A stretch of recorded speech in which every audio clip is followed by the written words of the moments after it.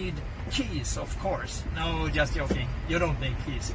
Then you do the checklist. You basically press all the buttons with light, like turning on the fuel pumps. If you forget to do it, the engines will start anyway, but you will get a message here saying low fuel pressure, meaning that you forgot to turn on the fuel pumps.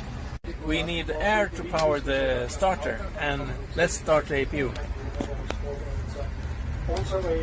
Start and air on. Ignition on, engine on. Avail. Ground cockpit starting engine number 2. Number 2, go ahead and brakes on. Brake set, you may disconnect. Thank you very much, goodbye. Bye-bye.